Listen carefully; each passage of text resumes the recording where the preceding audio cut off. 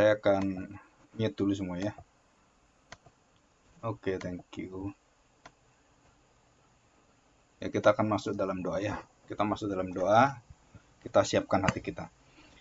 Kami bersyukur karena kami bisa memperdalam dan menggali makna tentang kasih yang selalu kami pikir begitu sederhana dan begitu jelas, dan juga kami berpikir kami sudah mengerti tentang kasih itu secara mendalam.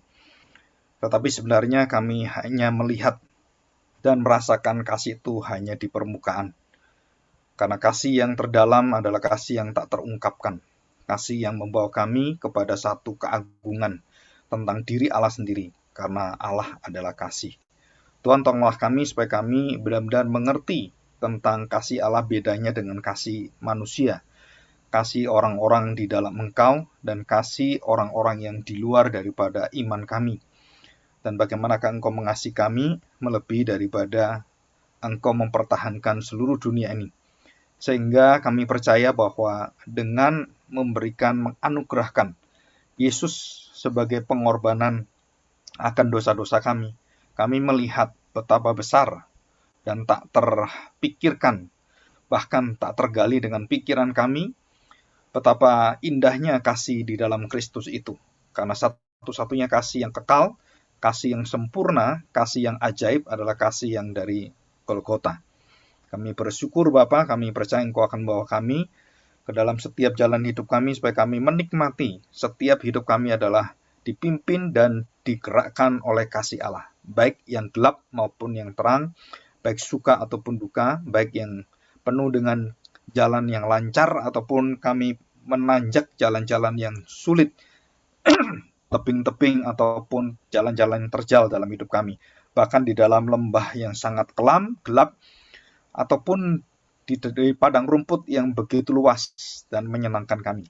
Semua di dalam satu pimpinan Tuhan, bahwa kami mengerti itu semua adalah kasih Tuhan yang begitu indah, di luar daripada kemampuan kami berpikir, menanggapi, dan mengerti. Pimpinlah kami supaya kami juga mempelajari firman Tuhan dengan hati yang terbuka, dan bukan hanya mengerti tetapi menikmati dan menjalani, sehingga kami menjadi kesaksian akan kasih-Mu Tuhan. Terima kasih Bapa, di dalam nama Tuhan Yesus kami serahkan doa kami ini. Amin. Ya, kita hari ini membahas satu perikop secara khusus ya, masih di dalam suratan Yohanes, karena hampir semua kasih itu dibahas secara detail dan secara khusus.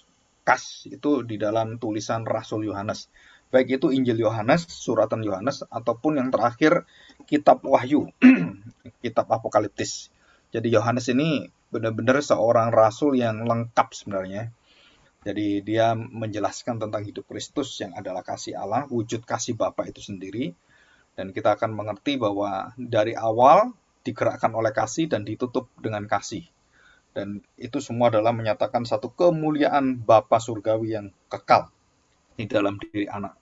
Dan di dalam doa Tuhan Yesus juga sama, dalam Yohanes 17, itu merupakan kasih yang dinyatakan di dalam hubungan yang kekal, hubungan Bapa dan anak, sehingga kasih yang kekal ini itu menjadi jaminan kita semua. Nah, kita akan belajar satu hal yang mungkin kita harus belajar untuk mengenal diri kita sendiri. Kenapa? Karena ada satu tanda yang paling jelas kita adalah orang Kristen, kita adalah orang yang sudah diselamatkan, kita adalah orang yang mendapatkan kewarganegaraan surga. Itu adalah tandanya yang paling jelas, tanda hidup baru adalah saling mengasihi. Nah, kita pelajari ini ya. 1 Yohanes pasal 3 dari ayat yang ke 11 sampai 18. Demikian bunyi firman Tuhan ya. Nah, saudara perhatikan, minggu yang lalu saya jelaskan tentang bahasa aslinya, tentang kata kerja saling mengasihi ya, saling mengasihi. Dan itu dijelaskan bahwa sifatnya itu adalah aktif, dan bukannya aktif tapi terikat, subjektif, jadi bergantung dengan yang lainnya.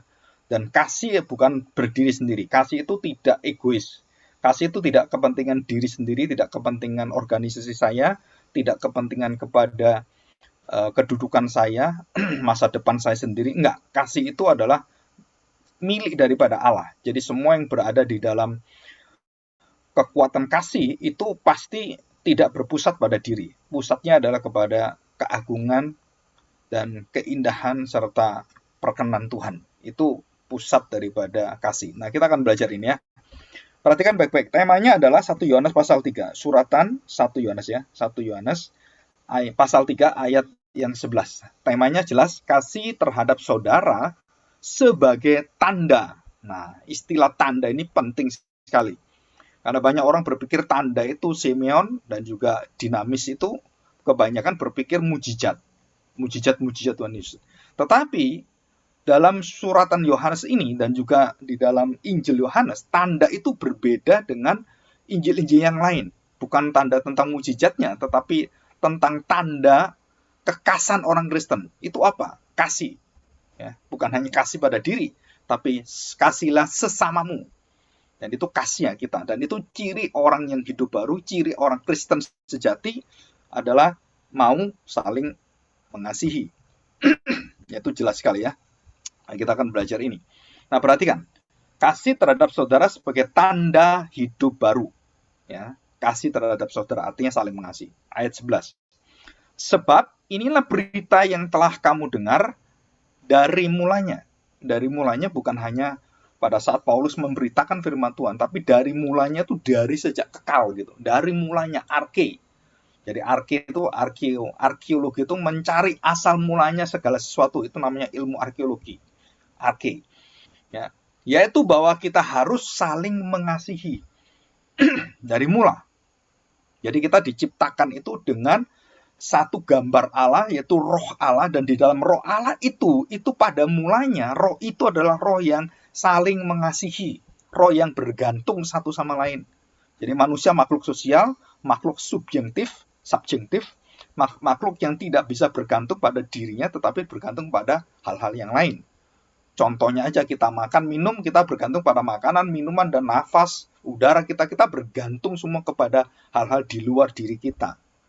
Itu nggak usah orang pinter, orang yang sangat hebat, punya IQ tinggi, enggak, orang bodoh sekalipun tahu bahwa hidupnya bergantung pada ya makanan, minuman, keluarga, terus pemeliharaan orang tua dari kita bayi sampai kita besar, dan semua seperti itu ya. Termasuk kalau orang sudah jumbo, anak-anak yang pelihara, kan itu hukum timbal balik semuanya. Ya. Dikatakan di sini yaitu kamu harus atau kita harus saling mengasihi. 12. Bukan seperti Kain. Nah, ini yang luar biasa. Nama Kain disebut. Ya. Bukan seperti Kain yang berasal dari si jahat dan membunuh adiknya. Suratan Yohanes ini satu-satunya yang berani mengatakan Kain itu adalah keturunan dari ular, dari yang jahat, kerajaan yang gelap. Dan Kain ini adalah anak buah dari kegelapan. Anak-anak kegelapan, anak-anak yang tidak ada terangnya. Walaupun diberi kebaikan, walaupun diperhatikan, nah, dikatakan bukan seperti Kain yang berasal dari si jahat dan yang membunuh adiknya. Dan apakah sebabnya ia membunuhnya? Nah, ini sebabnya apa? Dalam Perjanjian Lama, orang banyak nyari-nyari gitu ya. Sebabnya apa Kain itu? Ini pernah saya khotbahkan di hari Minggu ya, tentang mengapa persembahan Kain itu ditolak oleh Tuhan. Nah, ini sebab segala perbuatannya jahat dan perbuatan adiknya benar. Nah, perhatikan kata-kata segala. Semua yang dilakukan Kain itu tidak berdasarkan kepada kasih, tetapi kepada kebencian, kepada itu kedengkian, kepada hal-hal yang diminati oleh kegelapan itu. Dan ini kerajaan terang dan kerajaan gelap. Habel mewakili kerajaan terang, keturunan perempuan yang dipelihara Tuhan. Dan orang yang mati pertama adalah orang yang benar, karena dibunuh dengan orang yang penuh dengan kebencian. Dan itu lambang Kristus, Habel. Ya. Bukan seperti Kain yang berasal dari si jahat dan membunuh adiknya. Dan apakah sebabnya ia membunuhnya? Sebab segala perbuatannya jahat dan perbuatan adiknya benar. Segala loh saudara, bukan cuma pada waktu dia memberi persembahan, bukan. Segala. Artinya segala begini. Ya, kalau di dalam satu makanan gitu ya, atau telur gitu, atau yang lainnya, satu aja yang jelek, maka semuanya dikatakan, oh ini ada yang jelek. Jadi tidak sempurna. Tidak sempurna artinya bahwa ada perbuatan-perbuatan yang tidak bisa diterima. Nah, satu yang tidak sempurna di hadapan Tuhan, itu artinya bahwa kamu tidak akan bisa diterima oleh Tuhan. Jadi dalam hidupnya. Nah, sebaliknya, karena Habil itu diterima oleh Tuhan, segala apa yang dilakukan itu berkenan pada Tuhan, termasuk di dalamnya segala kelemahan-kelemahannya. Dan dia tidak ada di dalam hatinya menyimpan kebencian seperti Kain.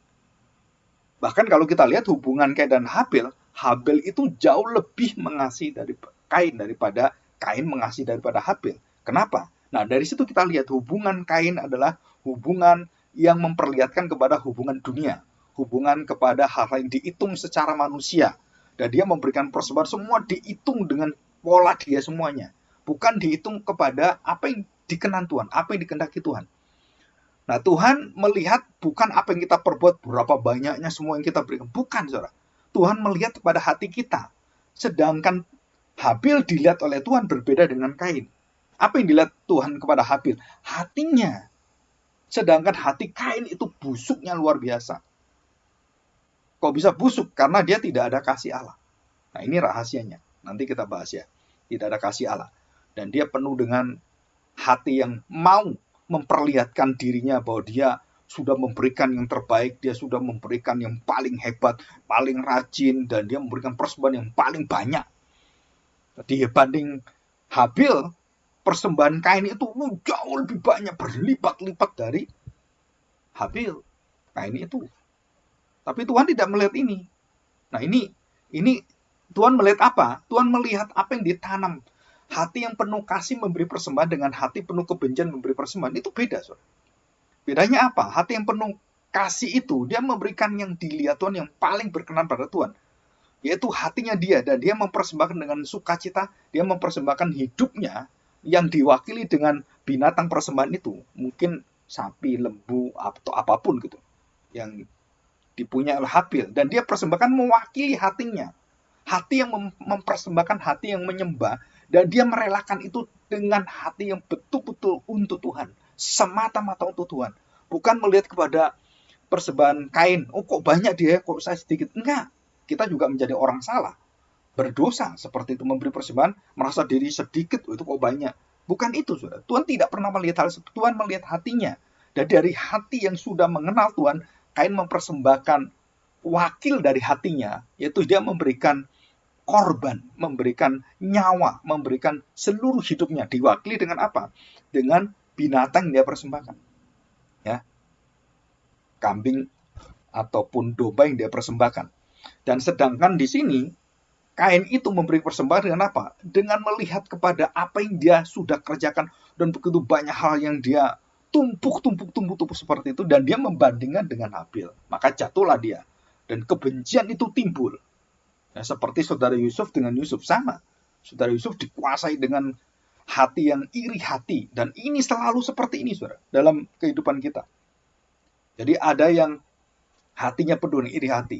Anak sulung dengan anak yang bungsu. Dengan ayah yang melambangkan pada Kristus kasih Allah itu. Kita jelas bahwa yang bungsu itu tidak menyimpan hati yang penuh dengan iri hati. Enggak. Tapi yang sulung itu menyimpan semuanya. Dan waktu yang bungsu diterima, keluarlah dosa kesombongannya. Dan dia pamerkan semua apa yang dia lakukan untuk bapaknya. Kenapa dia. Dan dia nuntut semua di situ. Ya. Tapi si bungsu nggak bisa. Karena sudah tuntutannya sudah habis. Dia jatuh dalam dosa. Nah, ini. Jadi kasihnya di situ ya. Sebab segala perbuatannya. Jadi segala perbuatannya. Jadi satu tidak sempurna. Semua itu Tuhan tidak bisa mau lihat lagi. Dan itu Tuhan. Tuhan itu sempurna. Jadi satu dosa pun dia tidak bisa terima.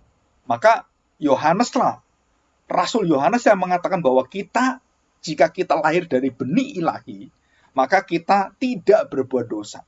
Kenapa? Karena Kristuslah yang menghapus dosa kita, yang menyucikan kita, yang menebus kita, dan bukan hanya dosa kita sekarang yang kita sesali, sebelumnya bukan dosa yang akan datang pun, itu sudah dituntaskan oleh Tuhan. Nah, ini hebatnya.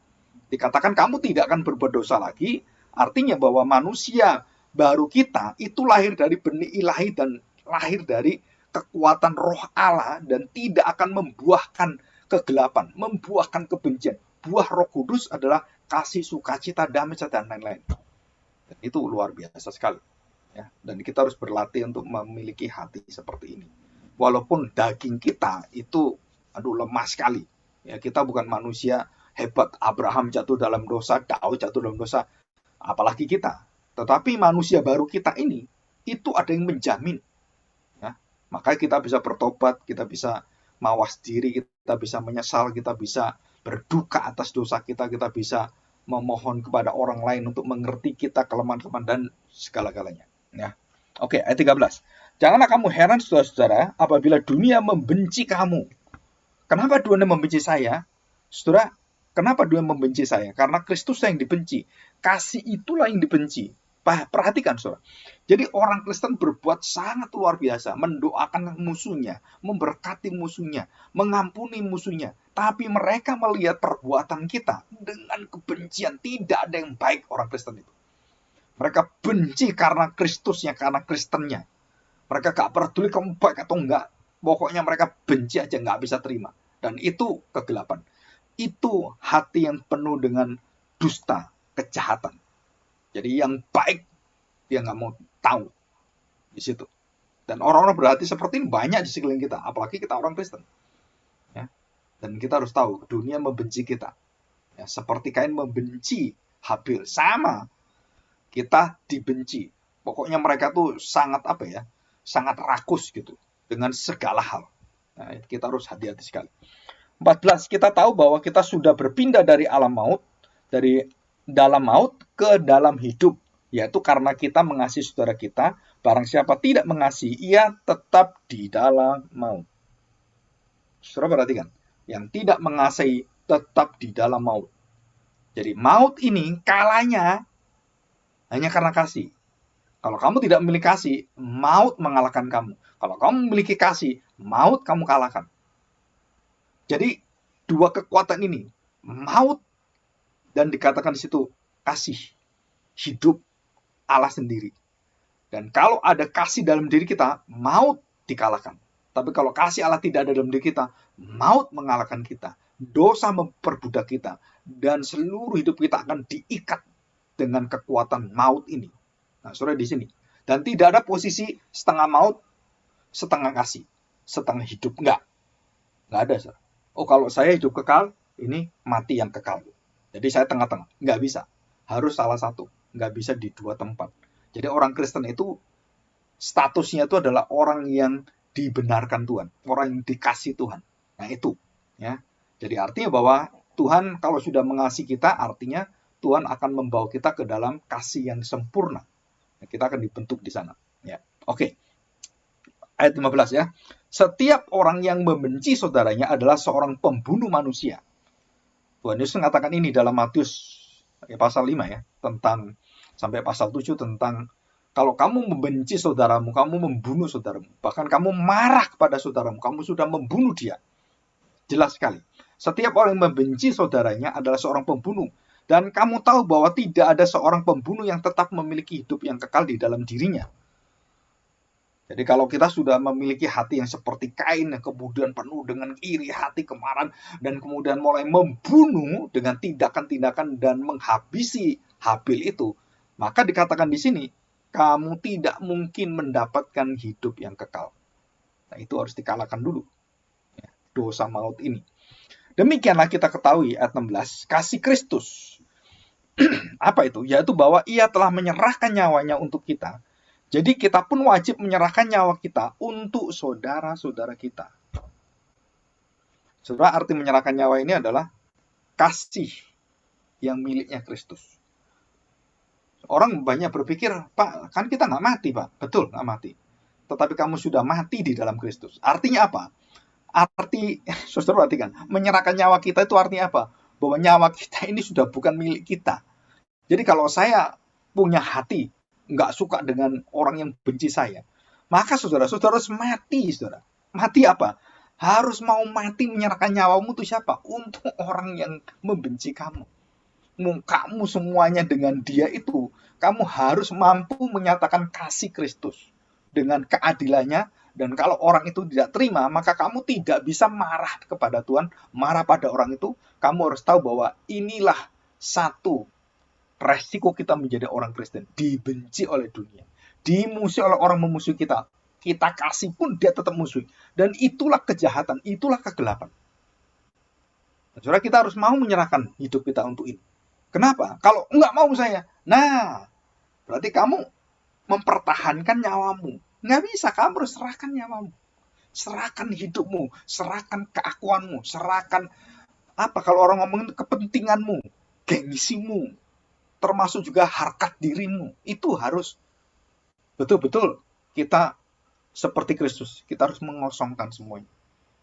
Barulah kita bisa melihat betapa hebatnya Yesus menyerahkan nyawanya. Dan kita mengerti itu. Kenapa? Karena kita tahu kita nggak bisa. Kita ditolong oleh Kristus, baru kita bisa. Jadi orang-orang yang mengasihi dengan menyerahkan nyawanya, karena mereka setelah menerima nyawa Kristus. Ya. Jadi kita menyerahkan nyawa kita dari mana? Dari nyawa Kristus yang diserahkan kepada kita. Dan kita menyerahkan bukan nyawa kita yang berdosa, tapi nyawa Kristus yang mengubahkan kita, dan kita bawa, kita sodorkan, dan kita beritakan tentang kasih Kristus di dalam diri kita, dalam kasih kita, dan disitulah kita menyerahkan nyawa kita. Seperti Kristus, kasih tertinggi adalah menyerahkan nyawanya, menerima dan mengucapkan, ya Bapa ampunilah. Dia menyerahkan nyawanya, dia menyerahkan harkat martabat hidupnya, dia serahkan untuk apa? Untuk mengampuni dan menebus dosa kita. Saudara, ini indah sekali. Jadi menyerahkan nyawa ini bukan berarti mati kemudian dibunuh. Yaitu satu daripada cara ekspresi menyerahkan nyawa. Ya, termasuk di dalamnya ya udah kalau kita dalam kondisi tertentu dan kemudian kita jadi martir karena mengaku iman kita, seperti yang terjadi di negara-negara yang sangat sulit kekristenan di sana dan disiksa dan banyak dibunuh, ada yang dibakar, ada yang dipancung, ada yang digantung, banyak sekali. Dan sudah ribuan, mungkin ratusan ribu, jutaan orang kita nggak tahu. Banyak orang-orang Kristen yang memberitakan Injil mati dengan cara yang sahid. Nah, saudara, itu arti menyerahkan nyawa secara fisikal gitu. Ya, kalau di sini kita lihat bahwa ini tentang kasih terbesar yang teragung adalah menyerahkan nyawanya. Menyerahkan nyawa itu bisa berarti bahwa kita ini tidak memiliki lagi hidup kita, tidak memiliki lagi kepentingan atas diri kita, dan semua adalah kepentingan Kristus. Dan disitulah jadi Kristus menyerahkan nyawanya supaya kita menyerahkan nyawa kita untuk orang yang diserahkan nyawanya dan menerima nyawa Kristus. Jadi saya sudah menerima nyawa Kristus, maka kasih yang dari nyawa Kristus ini, jiwa Kristus, dan kalau kita ngomong itu apa ya, soul-nya gitu ya. Jadi rohnya Kristus ya, di dalam kuasa itu dan mati di dalam semua keagungan dan kasih yang tertinggi, yang terbaik, yang teragung itu. Maka kasih inilah, nyawanya inilah, pengorbanannya yang diserahkan kepada kita dan kita bawa, yang sudah membawa kita untuk mampu apa? Memberikan nyawa kita di dalam Kristus itu kepada orang-orang yang memusuhi kita, yang sulit kita kasih. Nah, disitulah kita memberikan Kristus pada mereka, bukan kita. Ya, dan ini satu keindahan di dalam saling mengasihi, dan ini rahasianya. Oke ya, kita lanjutkan. Ayat yang ke-17. Barang siapa mempunyai harta duniawi dan melihat saudaranya menderita, saudara perhatikan, menderita kekurangan, tetapi menutup pintu hatinya, matanya, pintu hatinya tutup, nggak mau tahu. Biarin dia susah, biarin dia seperti itu. Wah, dia nggak bisa makan, biarin aja. Saya juga pernah susah. Nah, tapi dikatakan di sini, menutup pintu hatinya. Saudara, ini istilah yang sangat sangat kejam sebenarnya. Menutup kasihnya, menutup belas kasihannya.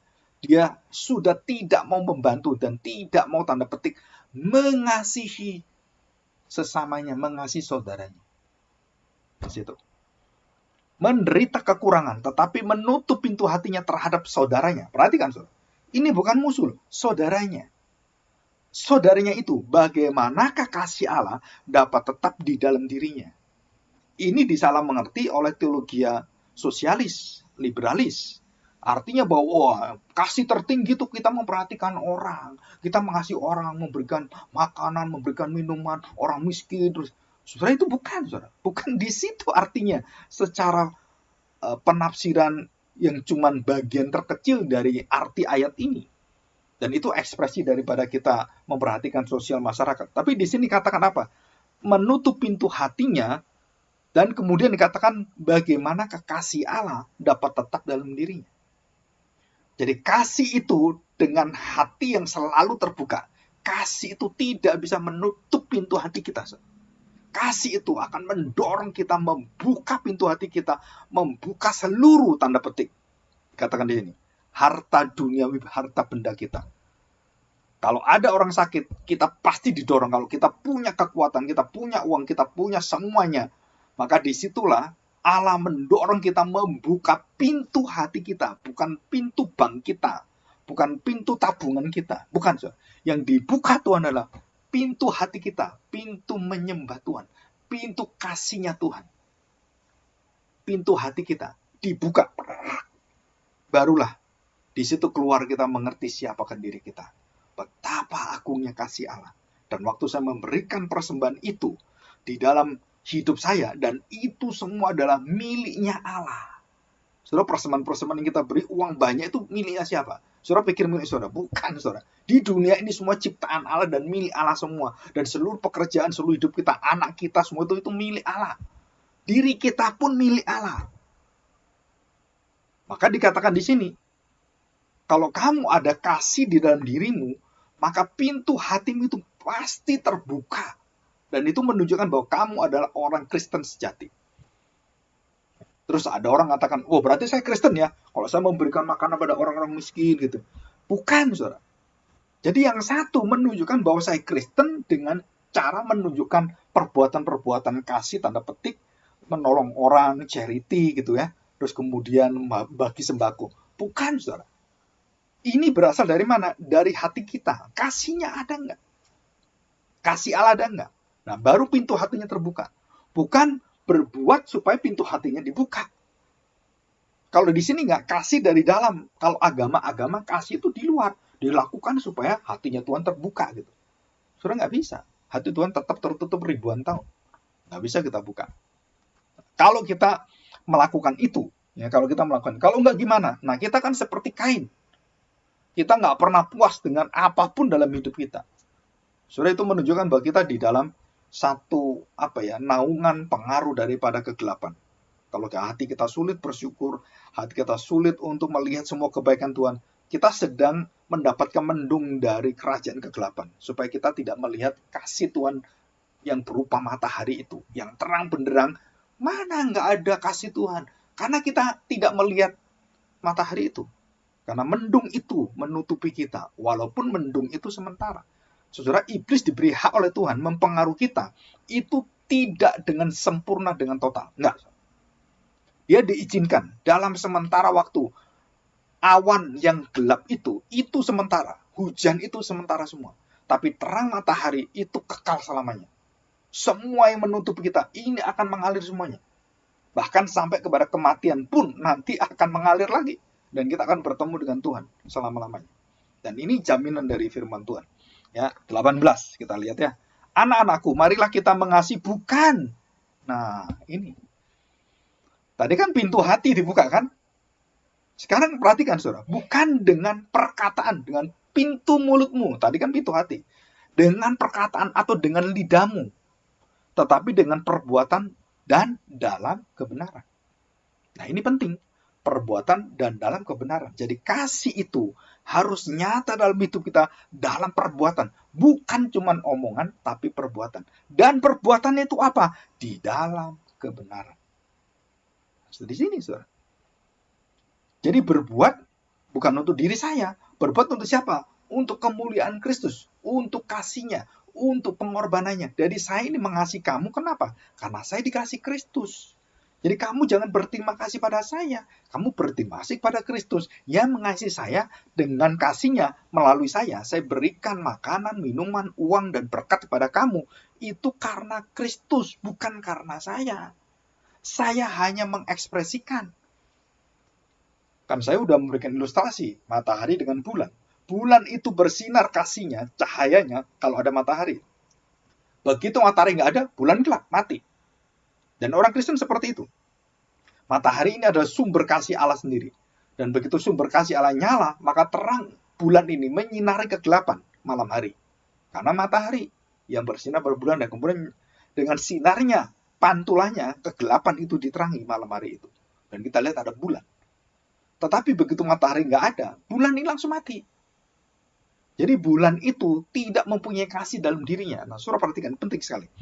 Jadi manusia tidak memiliki kasih dalam dirinya, tapi semua berasal dari kasih Allah. Dan itulah dikatakan Allah adalah kasih. Jadi segala sesuatu yang dia ciptakan dengan satu motivasi, dorongan, dan alasan sebabnya adalah karena kasih Allah. Jadi bukan hanya karena keselamatan, bukan saudara. Allah mengasihi dunia ini, jadi Allah menciptakan dunia ini karena Allah mengasihi dunia ini. Dan terutama adalah Allah mengasihi manusia. Bagaimana Allah mengasihi manusia? Bukan dengan ucapan saja, tapi ucapan yang mewujud dan bertindak dan akhirnya nyata dalam hidup kita. Dan kita juga sama. Bukan hanya perkataan, tapi dari pintu hati yang terbuka. Dan kemudian dari perbuatan kita. Jadi kalau perkataan itu orang gampang, saudara. Aku ngampuni kamu, ya ngampuni. Ya aku sayang kamu, ya sayang kamu. Ya mulut itu gampang, tapi kenyataannya dalam hidup kita nggak bisa. Nah, salah satu hubungan Kain dan Habel itu apa? Nah, hubungannya di sini, saudara. Kasih dalam perbuatan dan dalam kebenaran. Bukan perkataan saja, tetapi dalam perbuatan. Jadi Habel ini melakukan kasih Allah dalam perbuatannya, dalam kebenarannya, dan Kain tidak melakukan. Di dalam ucapannya, di dalam hatinya, dan di dalam seluruh perbuatannya. Dan dia tidak dalam kebenaran. Dan tuntas Kain. Ya, kenapa? Karena dia melihat semua. Dia membandingkan.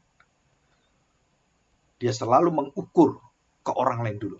Dia seperti selumbar di balok mata orang lain kita bisa lihat. Balok di mata kita nggak bisa lihat. Sama, so. Ini sama. Semua hukum dalam kerohanian, dalam kasih Allah itu sama semua. Hukumnya apa? Saudara kalau tahu hukumnya adalah bahwa apa yang dilihat oleh Tuhan dan apa yang kita lihat, dan apa yang kita lihat pada orang lain, dan apa yang kita lihat dalam diri kita sendiri, saudara, itu betul-betul kita akan melihat kekudusan Allah. Perhatikan, saudara. Kasih yang kudus begini. Jadi saya mengasihi orang lain. Saya selalu melihat kepada orang lain terlebih dulu apa yang dia akan terima dari Tuhan. Itu yang penting. Jadi bukan apa yang diterima saya dulu dari orang lain. Kasih selalu melihat, kasih selalu memberi. Kasih bukan menanti untuk diberi. No. Kasih itu selalu ingin mengeluarkannya. Kasih itu selalu ingin melimpahi. Kasih itu tidak berhenti pada menikmati diri. Kasih itu selalu membawa berkat semua itu mengalir kepada orang-orang sekelilingnya.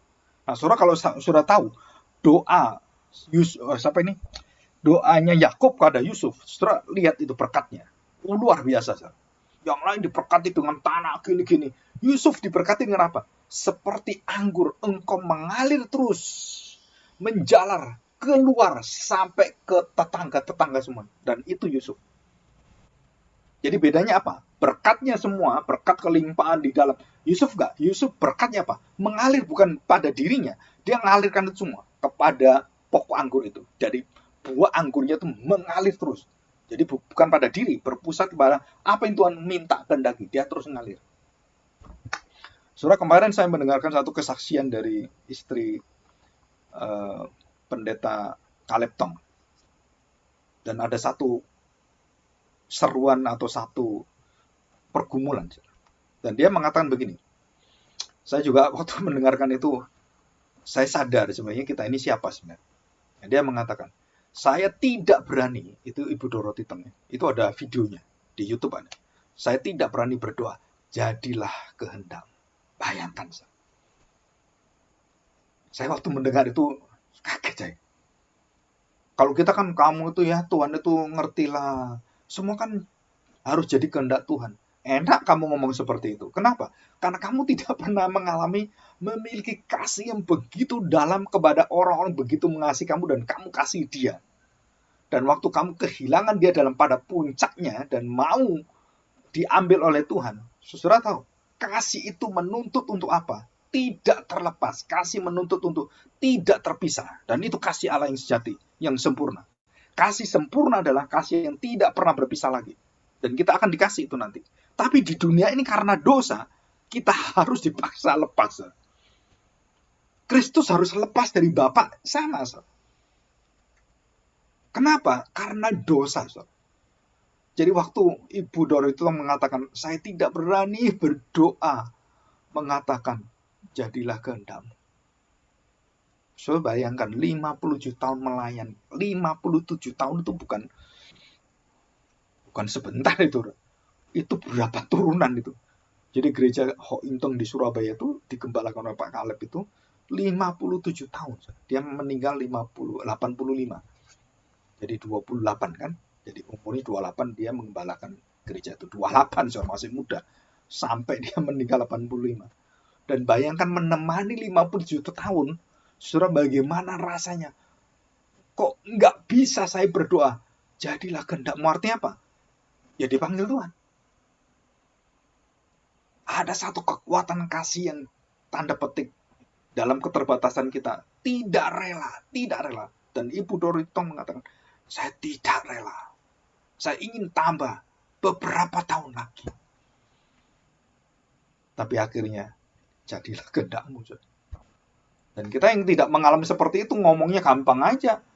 Saudara, kan kenapa? Karena kita tidak pernah merasakan kasih yang terdalam, kasih yang terindah adalah, saudara, terpisah. Dan kasih inilah yang akan membuat kita tidak akan terpisah lagi. Di dalam kerajaan surga itu, kasih itu akan menyambungkan semua, mempersekutukan, mengikat semuanya, dan di dalam ikatan kekal kita tidak akan terpisah lagi. Jadi perhatikan, kasih bapak anak, ibu kepada bapak, ibu dengan ibu, bapak dengan bapak, ataupun kasih suami istri, saudara, itu tetap terlepas. Dan kasih satu yang tidak terlepas adalah kasih Allah. Ini rahasianya. Jadi saya menjelaskan ini kenapa? Karena Kristus waktu mati, dan itulah puncak kasih tertinggi adalah rela terlepas dari Bapaknya. Untuk apa? Untuk membawa kita yang mati di dalam keterpisahan dengan Allah yang tak terbatas itu, supaya engkau bisa kembali pada Tuhan. Maka Kristus harus terpisah dari Bapa untuk membawa satu jembatan menyatukan kita dengan Bapa. Di situ, saudara. Jadi kasih itu rela terpisah untuk apa? Menyatukan. Hendaklah kamu saling mengasihi, artinya apa? Kamu harus rela untuk terpisah dari dosamu. Kamu harus rela terpisah dari seluruh kepentinganmu. Supaya kamu terikat satu sama lain. Satu saudara. Satu kepentingan. Satu Tuhan. Satu kasih. Satu Allah. Satu Bapa. Satu iman. Satu tujuan. Itu artinya apa? Jadi saya harus rela. Supaya kamu juga sama. Dan di situ kita akan saling mengasihi. Puncak saling mengasihi apa? Setelah itulah kita harus terpisah supaya kita menyatu. Kita harus mau terpisah dengan kepentingan-kepentingan dunia. Baru kita bisa bersatu. Baru kita bisa saling mengasihi. Dan kita bersyukur kita bisa belajar. Dan itulah tanda hidup baru. Itulah tanda orang Kristen sejati. Yang tidak mementingkan diri, tetapi dia melihat kepada nyawa Kristus, kasih Kristus. Anak-anakku, marilah kita mengasihi bukan dengan perkataan atau dengan lidah, tapi dengan perbuatan dan dalam kebenaran. Saudara, tanda pengikut Yesus sejati. Nah, perhatikan ya. Yohanes 13, waktu Yesus mengajarkan mencuci kaki dan hukum yang terutama. Yohanes 13, Injil Yohanes 13 ayat 35. Saya bacakan. Ya. Saya bacakan dari ayat yang ke-34. Aku memberikan perintah baru kepada kamu, yaitu supaya kamu saling mengasihi. Sama seperti aku telah mengasihi kamu, demikian pula kamu, dikatakan, harus saling. Setelah itu sudah saya bahas ini. Subjektif. Besok saya bahas sedikit ya. Jadi kamu harus saling. Kamu tidak bisa sendirian. Kamu bergantung pada sesamamu, pada saudaramu. Dan itulah kasih Allah yang sejati ada dalam dirimu jika kamu bisa saling mengasihi. Dengan demikian, semua orang akan tahu bahwa kamu adalah murid-muridku, yaitu jikalau kamu saling mengasihi. Wah, kita dibuka satu kebenaran yang memukau kita. Satu kebenaran surgawi. Satu kasih yang bukan cuma kasih suami istri yang sangat terbatas. Dengan tubuh kita, dengan pikiran kita, dengan kelemahan kita sangat terbatas. Kasih bapak pada anak sangat terbatas. Tapi ada satu kasih yang menyatukan semua keterbatasan kasih kita. Dan kita akan dibawa dalam satu kasih yang utuh, yang kekal, yang tidak bisa terpisah lagi. Dan itulah kasih ilahi, kasih surgawi. Dan itulah kasih yang ajaib, yang ditulis dan dikarang oleh pendeta Calepton. Kasih yang ajaib dari surga. Tidak pernah dari manusia. Kasih yang ajaib, kasih dari yang surga, yang kekal. Dari Bapa.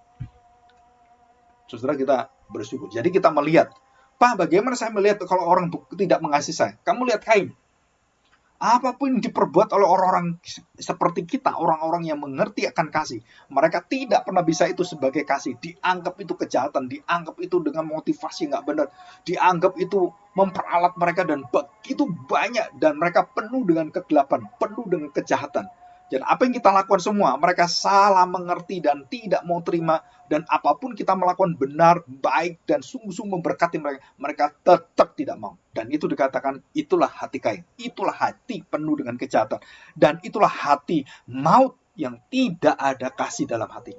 Kalau orang itu punya kasih, kita berikan kasih Allah, langsung nempel, langsung lekat, langsung terikat, dan langsung begitu dekat dengan kita. Kenapa? Karena dia memiliki kasih Allah, saya memiliki kasih Allah. Jadi kalau saya di dalam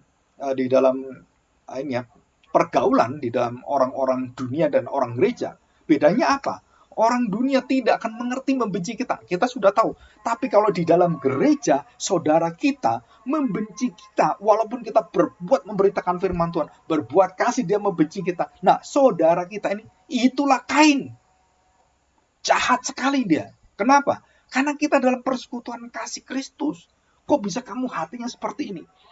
Surah orang seperti ini ditulis oleh Rasul Paulus, Alexander tukang tembaga, dan banyak yang lainnya. Surah dia kecewa sekali dengan orang seperti itu. Rasul Paulus itu dalam gereja. Orang-orang yang berdasarkan perutnya, kepentingannya, kemauannya, yang maunya merusak semuanya, yang maunya dirinya sendiri, yang maunya keegoisan dia maunya menang sendiri. Nah, orang seperti ini, itu seperti Kain. Kenapa seperti Kain? Karena apapun yang diperbuat orang lain, dianggap salah semua, nggak ada yang benar. Dialah yang benar, walaupun dia salah, nggak karu-karuan. Orang lain pokoknya salah, saya yang benar. Saya pemimpinmu, kamu harus nurut saya. Nah, surah disitulah orang-orang ini adalah memiliki hati yang gelap, hati seperti Kain. Sedangkan orang-orang yang mengalah, orang penuh dengan kasih Allah, itu seolah-olah kalah. Habil kalah dibunuh, kalah kamu. Benci aku, sudah matilah kamu. Saya sekarang yang dilihat Tuhan. Nggak bisa kamu. Di situ dikatakan, kasih dan kebencian, gelap dan jahat, terang, anak sulung dengan anak bungsu. Saudara, penuh dengan kejahatan atau poneros. Saudara, poneros itu apa? Itu hati yang tidak pernah lurus. Hati yang selalu melenceng. Hati yang tidak bisa diluruskan. Dikasih lurus nggak bisa. Naturnya itu sudah seperti babi. Dikasih mandi, dikasih minyak wangi, dikasih pita, kasih apapun bagus gitu, jadi boneka gitu kan. Tapi begitu lihat lumpur, langsung dan itulah natur kejahatan. Kalau kita enggak, natur kita adalah natur seperti kupu-kupu, bukan seperti nyamuk, bukan seperti lalat yang cari kotoran, yang cari darah. Kita seperti kupu-kupu yang selalu melihat kepada keindahan, yang melihat kemanisan yang Tuhan lakukan, seperti lebah juga sama. Dan itu adalah naturnya beda. Naturnya adalah natur yang manis, natur ini yang pahit, yang jahat, yang gelap. Dan ini terang, ini penuh sukacita, ini penuh dengan kebencian. Dan itulah menunjukkan apa? Tidak ada kasih, yang ada adalah maut. Ini tidak ada maut, yang ada adalah kasih. Dan itu hidup orang percaya. Saudara, kita bersyukur hari. Ya. Besok saya akan bahas tentang hal-hal yang penting. Ya, prinsip-prinsip yang penting. Nah, saudara perhatikan baik-baik. Kasih itu mempunyai kekuatan yang tak terkalahkan dalam hidup kita, dalam segala kelemahan kita, dalam segala kebobrokan, pemberontakan kita, bangsa Israel berontak pada Tuhan. Tuhan tidak pernah berubah kasihnya, dan itu hebatnya Tuhan. Bangsa Israel melawan, diam terus seperti dia tetap. Aku setia dengan kasihku. Kamu berontak, aku tetap Tuhan Allahmu. Wah, saudara, kalau kita punya Tuhan yang seperti ini, aku akan mengubah hatimu. Kamu bawa persembahan, kamu bertobatlah. Dan Tuhan terus bawa, nanti aku kirim anakku, baru kamu akan tahu. Aku akan mendirikan perjanjian baru, dan aku akan memperbaiki hatimu. Dan Taurat yang baru tidak ditulis dalam batu dan ditera di sana, bukan. Tidak, saudara, tapi di dalam hatimu. Dan itu Tuhan janjikan. Sekarang kita masuk dalam perjanjian baru. Jadi kita semua orang-orang yang hati kita adalah bait Tuhan. Hati kita adalah loh batu Taurat yang ditulis oleh Tuhan dengan tinta darah anaknya. Kasih anaknya. Yang kedua, saudara, kasih itu selalu bergantung setiap saat, setiap waktu, dan dari hari ke hari, dan sampai kekal. Kasih kita bergantung kepada Tuhan. Dan kasih itu tidak boleh berdiri sendiri di atas kemauan kita. No, kasih berdiri di atas kebenaran Tuhan, di atas kesucian, kekudusan Tuhan. Dan yang terakhir, saudara, kasih bukan berdasarkan perasaan. Kasih bukan berdasarkan pada hal-hal yang bergerak atau hal-hal yang kita lihat ini aktif malas, bukan seperti itu. Kasih itu berdasarkan akan dalam hati kita, pintu hati kita ada belas kasihan yang sangat dalam yang mengalir. Dan itulah hati Habil kepada Kain. Beda dengan Kain kepada Habil. Begitu kerasnya, begitu tertutupnya. Dan Tuhan katakan, hai Kain, maut telah mengintip kamu, dan kamu akan binasa. Dan itu diperingatkan oleh Tuhan. Waktu kamu dosa, itu pintu kegelapan itu sudah akan masuk dan akan membunuh kamu. Dan kamu akan menjadi keras hatimu, dan kamu tidak akan bisa mendatangi kasih lagi. Dan kamu akan melepaskan diri, dan kamu menghancurkan hidupmu. Kasih itu selalu aktif, tidak pernah pasif. Dan mengikuti terus jalan kebenaran dari hidup Kristus. Dan kita bersyukur, saudara. Kita berpusat kepada kasih yang sejati, yang nyata, yang sudah diperbuat, sudah dilakukan, dan di dalam kebenaran, dan memberikan kita hidup, memberikan kita contoh yang luar biasa, dan itulah Kristus. Maka saudara, bacalah Injil Yohanes, bacalah Matius, Markus, Lukas, Yohanes, setiap hari baca, terus, tiap hari aja baca. Saudara berada di mobil, berada di mana, dan waktu-waktu kosong saudara belajar, dan saudara urut semuanya. Jika saudara melebihi daripada 20-30 kali baca 4 kitab Injil atau seluruh kitab perjanjian lama dan perjanjian baru, minimal 4-10 kali, saudara akan menangkap satu kekuatan bahwa kitab suci kita itu adalah kitab kasih. Hati Bapa yang begitu indah, yang dinyatakan dalam Kristus anaknya, dan itulah wujud kasih yang sempurna. Bukan berdasarkan perasaan dan hati kita. Ya, oke, mari kita berdoa. Kita bersyukur kepada Tuhan. Bapa yang baik, kami bersyukur hari ini. Kami mengenal kasih yang sejati. Kasih yang begitu indah. Tuhan, kami tahu, begitu Engkau mengasihi, pintu hatimu tidak pernah tertutup. Terus mengalir, dan memenuhi dan melimpahi kami dengan berkat-Mu yang tidak pernah habis. Dan kami bersyukur Tuhan, sukacita yang besar di dalam hidup kami ini, bahwa kami mendapatkan kasih-Mu, dan kami mendapatkan hidup kami ditempati oleh kasih yang sejati. Dan hati kami adalah bait-Mu yang suci.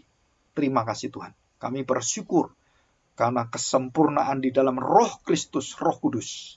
Di dalam Roh Allah itulah kami mendapatkan satu jaminan bahwa kami di dalam segala kelemahan kami dituntun dengan lembut. Di dalam kekerasan hati kami dilembutkan oleh Tuhan, dibawa ke dalam satu hati yang rendah hati, taat kepada Engkau Tuhan. Di dalam segala keterbatasan kami, Engkau memberikan orang-orang yang mengasihi kami dengan indah. Di antara semua sekeliling kami, Engkau menyediakan begitu banyak kasih-kasih yang nyata dalam hidup kami Tuhan. Baik itu dalam keluarga kami, orang miskin kami. Baik di dalam pelayanan kami, baik di dalam seluruh jalan hidup kami. Terima kasih Bapa. Di dalam nama Tuhan Yesus, kami serahkan doa kami ini. Amin.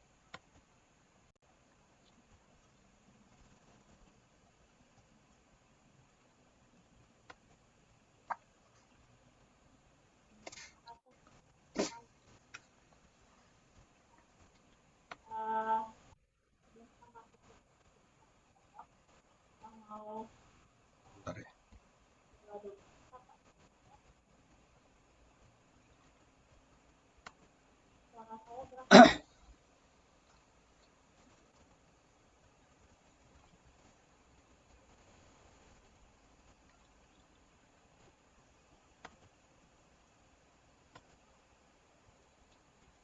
Suara saya jelas, Pak? Jelas, sebentar ini. Saya bukanya dulu.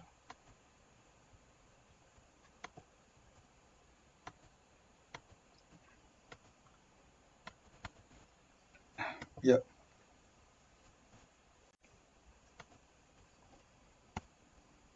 Oke. Di layar ada beberapa pokok doa, Bapak Ibu. Di situ ada kaum pria. Nanti kaum pria mendoakan bagi keluarga Pak Gunarto dan juga Ibu Endang di Jogja untuk kesehatan dan keluarga, dan juga untuk Pak Dani ya, rumah tangga mereka, dan juga untuk Mas Wahyu. Terus kita doakan untuk Saudara Agustiar Parulian Marbun yang sedang melayani di Jambi.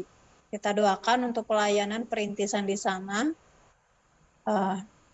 supaya semuanya boleh diberkati Tuhan. Terus selanjutnya, Pak. Oke. Kaum wanita, kita doakan bagi keluarga Ibu Sita dan Pak Jeffrey untuk kesehatan keluarga, anak-anaknya. Ada Adisti, Michelle, Hanesa, dan Jendis. Dan juga untuk saudara Joni dan Felis, kita doakan untuk studi Felis, kesehatan dan keluarganya di kampung, di Nias, dan untuk pemulihan papahnya yang sedang sakit stroke. Terus untuk kita doakan bagi Pak Joko, Evangelis Joko yang ada di Sendang, di Gunung Wilis, untuk mereka membutuhkan sarana transportasi pelayanan di sana. Ya. Oke, kita akan doakan bersama-sama Bapak Ibu dengan bersuara. Oke. Bapak Surgawi, kami bersyukur kepadamu Tuhan, begitu besar anugerah-Mu Tuhan Yesus bagi kami. Di mana malam hari ini kami mau mendoakan untuk beberapa rekan-rekan kami yang sedang bergumul di hadapan Tuhan, terutama untuk kami mendoakan bagi keluarga Ibu Sita dan Pak Jeffrey, untuk kesehatan sekeluarga, dan juga untuk anak-anak mereka dalam masa-masa pertumbuhan, baik Adisti dan juga Hanesa untuk masa studi mereka, baik melalui daring. Kami tahu Tuhan bahwa mereka pun diberikan kekuatan dan kemampuan, mereka menjadi anak-anak yang hebat, anak-anak yang luar biasa, dan nama Tuhan dipermuliakan bagi diri mereka masing-masing. Dan juga untuk anaknya yang masih kecil, ada Jendis, Hanesa juga, supaya mereka semua yang ketika mereka bertumbuh dan dewasa nanti, mereka tetap setia kepada Tuhan. Berdoa untuk saudara Joni dan adiknya Felis di Jogja ini, untuk kesehatan mereka, dan untuk studi adiknya Felis, serta untuk pemulihan papahnya yang sedang mengalami stroke. Ya Tuhan yang pulihkan segala makanan, minuman, dan obat-obatan yang diperlukan Tuhan, bahwa Engkau pakai sebagai alat-Mu Bapa. Dan berdoa untuk Pak Evangelis Joko yang ada di Sendang, dengan pelayanan mereka di sana, bahwa mereka membutuhkan transportasi. Kami percaya Tuhan, segala keperluan mendasar untuk misi penginjilan di sana bahwa boleh tercukupi dengan cara Tuhan. Terima kasih Bapak atas setiap doa kami, dan kami serahkan dalam nama Tuhan kami Yesus Kristus. Amin. Amin. Oke, untuk doa syafaat dipimpin oleh Pak Agung untuk menutup ibadah kita malam hari ini, sekaligus untuk persiapan persekutuan doa besok ya pagi, dan persiapan ibadah Natal, terus baptisan tanggal 26 pagi di Jogja, sore di Semarang. Ya. Tadi ada doa dari Nathanael ya. Oh ya, Namanya Nathanael jatuh ya. ya. Oke. Ya. Kita coba doakan sama-sama, Bapak Ibu saya lupa pokok doa dari Nathanael. Oke, kita Baru doa hari ini. bersama-sama ya. terima kasih Tuhan, kami kembali bersyukur untuk mendoakan untuk mamanya Nail. Mamanya jatuh. Tuhan Yesus, Tuhan yang akan memulihkan keadaan mamanya telah jatuh, yang terpenting belakang dengan kasih Tuhan, dengan pemulihan. Kami percaya tangan-Mu yang menopang Tuhan, Engkaulah yang menyembuhkan oleh bilur-bilur-Mu Tuhan Yesus dengan jamu-Mu. Dan hari ini hanyalah di dalam kasih Tuhan, menopang dalam seluruh keluarga Nail dan orang tuanya. Ketenangan. Terima kasih Bapak. Kami percaya di dalam nama Tuhan kami Yesus Kristus. Haleluya. Amin. Ya, mari kita berdoa. Bapak, kami bersyukur pada hari ini kami mendengar bahwa Indonesia sudah masa yang aman, dalam arti tidak lengah, bahwa sudah di bawah hanya 100-an, dan kami berdoa juga walaupun ada sedikit kenaikan untuk COVID hari ini Tuhan, kami percaya bahwa pemerintah dengan segala aturannya dan menekan dan khususnya kepada kami supaya kami benar-benar menjaga hal-hal yang tidak berkenan dan juga yang akan memperparah keadaan. Dan disinilah pencegahan itu sangat perlu karena tidak keluar biaya yang begitu banyak daripada kena sakit seperti masa-masa yang lalu.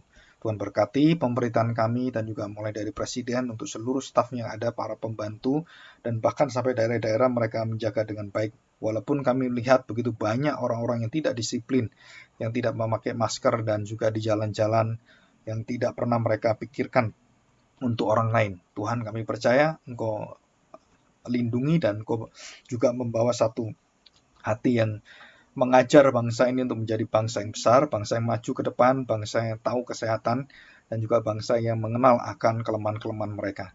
Terima kasih Bapak, kami berdoa untuk situasi dunia yang saat ini dalam menyongsong akan perubahan iklim yang sangat berat, dan juga akan terjadi banyak malapetaka dan juga bencana-bencana yang sudah terjadi, gempa bumi, terus angin tornado yang sudah mulai datang, dan ada sekitar 4 atau 5 angin tornado yang besar sekali yang ada di Amerika dan juga beberapa negara Eropa, ataupun hal-hal yang di luar itu Tuhan, banjir dan banyak hal yang lainnya.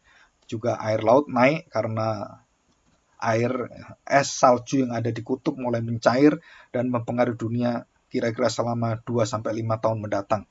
Tuhan, kami tahu bahwa sebagai manusia kami tidak bisa berbuat banyak karena alam semesta ini adalah alam yang sudah diberikan, dianugerahkan Tuhan, tetapi kami yang selalu tidak memikirkan ke depan dengan begitu banyak memboroskan batu bara sebagai bahan bakar, sehingga kami melihat satu bencana yang besar di depan kami Tuhan. Tapi kami tahu Tuhan, jika kami mengandalkan Engkau, bergantung pada Engkau, Engkau memberikan hikmat sehingga Engkau akan menolong dunia ini supaya kami mengenal akan belas kasihan Tuhan, supaya bangsa-bangsa cepat-cepat datang pada Tuhan, dan ajarlah kami menjadi pemberita Injil-Mu Tuhan, karena negara, manusia, dan segala bangsa-bangsa membutuhkan kasih Injil Tuhan, bukan hanya penyelesaian hal-hal yang bersifat sosial, masyarakat, ekonomi, dan juga yang lainnya. Tapi kami perlu akan penolong akan jiwa dan roh kami dan keselamatan itu sendiri. Terima kasih Tuhan. Kami juga berdoa untuk persiapan hari Minggu, khususnya untuk hal-hal yang dibutuhkan, baik untuk pelayan-pelayan Tuhan, juga para pelayan-pelayan Tuhan yang akan Tuhan pimpin, baik itu liturgos, singer, dan semuanya, dan khususnya pemberitaan firman Tuhan di seluruh dunia ini, dan gereja-gereja Tuhan, dan yang ada di Bandung, di kota-kota di Indonesia, bahkan kami berdoa juga yang di pelosok-pelosok penginjilan yang mereka sulit sekali untuk mau datang berkumpul pun mereka sudah diancam dengan kematian. Kami percaya Tuhan Engkau berikan kekuatan untuk kasih-Mu, dan biar roh Tuhan akan mengajar mereka dan menghibur mereka dan menguatkan mereka. Terima kasih Bapa, kami serahkan dan berkatilah apa yang kami dengarkan tentang kasih-Mu.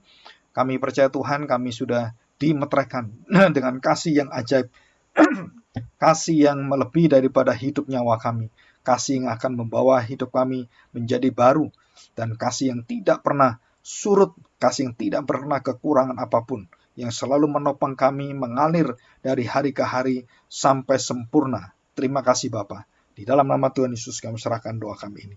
Amin. Amin.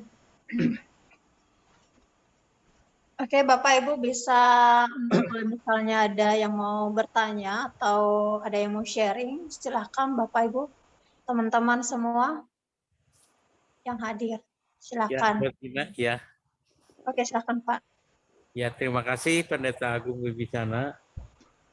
Saya pernah baca artikel dari Pendeta Eka Dharma Putra almarhum. Ya. Dia katakan bahwa penderitaan yang paling dahsyat yang Yesus alami adalah pada waktu dia ditinggalkan oleh bapaknya. Ya.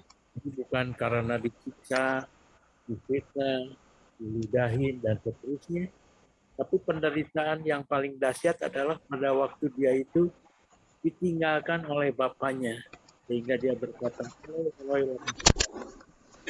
artinya Eka Dharma Putra menyoroti begitu seriusnya dengan dosa, sehingga Yesus ditinggalkan oleh bapaknya. Pak Agung mengulas bahwa kasih yang terbesar itu pada waktu Yesus melepaskan untuk terpisah dengan bapaknya. Dari sudut itu kan. Ya. Jadi ya kemana Pak Agung, ya terima kasih Pak. Jadi saling melengkapi ini. Ya, sebenarnya kasih itu kan sudah sempurna ya. Jadi gini, kita berpikir, ini besok saya jelasin soal kasih ini ya. Kasih itu di dalam diri Allah itu sudah nggak perlu yang lain sebenarnya. Jadi Allah itu kan pribadinya Bapa, Anak, Roh Kudus itu kan sudah sempurna kasihnya itu. Dan waktu dia menciptakan manusia dan ingin mengasihi manusia, itu bukan menyempurnakan kasih Allah, bukan. Tetapi itu adalah menunjukkan bahwa kasih sempurnanya itu ingin dipamerkan. Nah, salah satunya adalah karena manusia jatuh dalam dosa, dan kemudian Tuhan menyatakan satu keagungan kasihnya itu. Melalui siapa? Melalui anaknya. Nah, ya. Jadi kalau ditanya orang, Pak, kasih sejati itu apa? Cuman satu. Kasih Kristus kepada Bapaknya.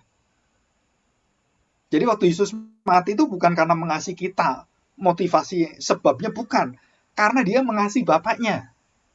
Nah, banyak orang tidak mengerti ini. Karena Kristus mengasihi orang berdosa. Bukan itu. Yesus mengasihi orang berdosa itu karena akibat dia mengasihi Bapaknya. Itu akibatnya. Bukan motivasinya Yesus mengasihi orang berdosa. Bukan. Tapi akibat dia mengasihi Bapa, dia kemudian dengan kasih Bapa itu, dia baru mengasihi orang-orang berdosa karena Bapa lah yang menginginkan anak untuk mengasihi orang berdosa. Jadi kasih itu bukan berasal dari apa? Sumbernya dari Kristus, bukan. Itu sumbernya dari Bapa kepada dia dan kemudian diberikan. Jadi kalau kita ngomong gitu ya, kasih Allah yang sempurna itu kenapa cuman satu saja ditunjukkan? Ya karena yang bisa menjelaskan kasih yang teragung, tertinggi, yang sempurna, itu Kristus. Terus bagaimana diungkapkannya, Pak? Nah, baru kita menjelaskannya, ekspresinya. Bagaimana ungkapannya? Dan waktu Kristus ditinggalkan Bapaknya, karena dia mau mengangkat kita, mau menolong kita, salah satunya adalah dia harus terpisah dari Bapaknya. Dan itu bentuk kasih yang harus dinyatakan dalam wujudnya, dalam perbuatannya, dalam kebenarannya adalah anak harus ditinggalkan Bapa. Dan itulah puncak kasih yang tertinggi. Di situ. Baru dari kasih inilah, keterpisahan inilah membawa kita semua yang terpisah dari Allah untuk bersatu dengan Allah. Di situ. Jadi kasih yang sempurna ini menjadikan kita bisa menerima kasih Allah dan kemudian menyatu dengan Tuhan. Tidak terpisah lagi, tetapi akhirnya menjadi anak-anak kerajaan Allah, anak-anak Bapa surgawi. Itu jasanya siapa? Kristus. Jadi keselamatan, anugerah, keagungan, penebusan, kekudusan, semua itu karya Kristus. Hanya karya Kristus. Bukan karya kita. Nah, itu kasih yang terindah, teragung. Itulah kasih yang dinyatakan di kayu salib. Nah, di luar itu ada kasih, Pak? Tidak ada. Kasih yang sejati, kasih yang agape itu cuma itu. Ya. Semua perjanjian lama, waktu mempersembahkan korban semua, itu menunjuk, merefleksikan, memproyeksikan kasih yang sejati itu. Binatang yang dipotong, nah itu menunjukkan Kristus semuanya. Jadi perjanjian lama sudah tahu. Tapi itu cuma lambang semua. Ya, tipologi semua. hal-hal yang bersifat ritual itu semua. Tapi kenyataannya kayu salib itulah wujud sempurna kasih Allah. Jadi Pak Eka Dharma Putra secara tepat memang kasih yang sejati, kasih yang ajaib, kasih satu-satunya kasih itu ya kasih Kristus. Di situ. Ya. Nah, cuman kita harus tahu bahwa kasih Kristus itu adalah kasih yang dasar, bukan kasih kepada orang berdosanya sebagai motifnya, bukan, tapi kasih kepada Bapaknya. Itu motifnya. Ya. Pak, kalau orang tidak berdosa, Tuhan nggak bisa mengasihi. Nggak bisa, karena kamu balik. Sebab orang berdosa, Tuhan mengasihi saya. Bukan. Tuhan mengasihi orang berdosa sebab dia mengasihi Bapaknya. Nah, itu benar. Itu Alkitab. Ya. Nah, ini kita harus memisahkan itu supaya kita tahu jelas motivasi kita apa nanti. Jadi kalau saya nolong orang, bukan karena orang itu mau terima atau tidak, bukan karena saya menjalankan kehendak Bapa, kehendak Kristus. Saya mengasihi kamu, mendoakan musuh kami, mengasihi musuh kami, memberkati dia. Itu bukan dari saya, itu alasannya ada dari sana. Kalau kamu nggak bisa terima, saya nggak mau ngasih kamu. Enggak, tetap saya mengasihi. Kenapa? Karena bukan kamu penyebabnya. Kristuslah penyebabnya. Allah lah penyebabnya. Jadi saya melakukan ini karena Allah yang sudah menyelamatkan saya. Jadi kamu terima atau enggak, ya itu urusanmu dengan Tuhan. Saya tetap mengasihi kamu. Mengasihi musuh itu tidak berhenti, saudara. Sampai musuh itu ditentukan oleh Tuhan, dihukum, dibinasakan, atau bersama dengan Tuhan kalau bertobat. Nah, itu di situ. Jadi kita harus tahu ini ya. Jadi kasih yang tadi itu ditinggalkan Bapa itu sebab. Itu asal usulnya. Nah, kasih kepada orang berdosa itu akibatnya. Jadi ini akibatnya, bukan sebabnya. Ya, oke, terima kasih.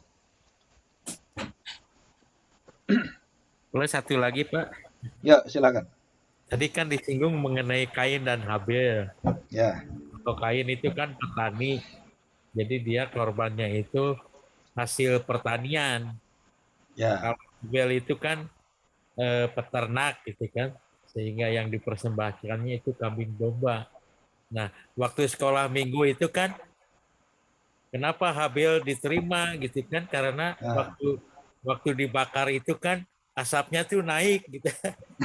Nah itu emang ada penyesatan juga ya. Ya. Jadi kan di dalam Ibrani 10 ayat 22 kalau nggak salah ya, tanpa pertumpahan darah tidak ada penebusan dosa gitu, tidak ada keselamatan. Jadi sebetulnya itu tipologi daripada betul pengorbanan Tuhan sebetulnya. Iya, betul, Pak. Ya. Jadi betul. apa namanya? Ya bagaimana Pak Agung gitu. Terima kasih, Pak. Ya, itu Roma 12 ayat 1 dan 2 kan sama ya. Mempersembahkan itu sebenarnya kan apa yang kita persembahkan itu kan apa yang sudah Tuhan persembahkan pada saya. Jadi selalu gitu. Aku mengasihi kamu, baru kamu bisa mengasihi aku, baru kamu bisa mengasihi yang lain. Karena Allah mengasihi kita, baru kita bisa mengasihi. Jadi semua dari Allah. Nah, kalau sekolah minggu itu menceritakan tentang ya mungkin banyak juga yang menyesatkan kita soal bahwa itu adalah korban binatang yang diterima. Itu bukan soal itunya, bukan soal harum baunya, bukan. Itu soal hatinya Habil itu benar-benar tahu hati Tuhan. Dan dia mempersembahkan apa yang diminta oleh Tuhan, apa yang dikehendaki berkenan pada Tuhan. Sedangkan Kain tidak. Nah, itu bedanya di situ. Ya, dengan ekspresinya, dengan hati yang lemah lembutnya, dengan penyembahannya, penyerahannya, itu Habil begitu indah gitu. Dan bukan melihat ya kalau binatang satu dengan hasil bumi itu kan beda jauh kan. Kalau hasil bumi seabrek-abrek kan. Enggak dilihat seperti itu, tapi dari hatinya. Ya, kita harus belajar dan mau juga kembali pada firman Tuhan. Ya, banyak hal-hal yang kita harus teliti kembali, dan kalau kita dijelasin, kita harus mengajar sekolah minggu tidak dengan cara seperti itu lagi. Tapi itu masih banyak loh. Banyak sekolah minggu, termasuk Yunus itu juga banyak ngaco-ngaco juga cerita Yunus. Dan banyak yang lain. Ya, tentang Yusuf juga sama. Jadi saya pernah dengar itu, aduh, ini salah motivasi ini ceritanya. Jadi anak-anak nanti diminta dianya yang harus berusaha gitu. Nah, itu salah. Ya, itu bahaya karena kekuatan berasal dari diri saya. iman saya, kekuatan saya. Nah, itu nggak bisa seperti itu. Banyak sih seperti itu ya. Oke. Terima kasih Pak. Ya.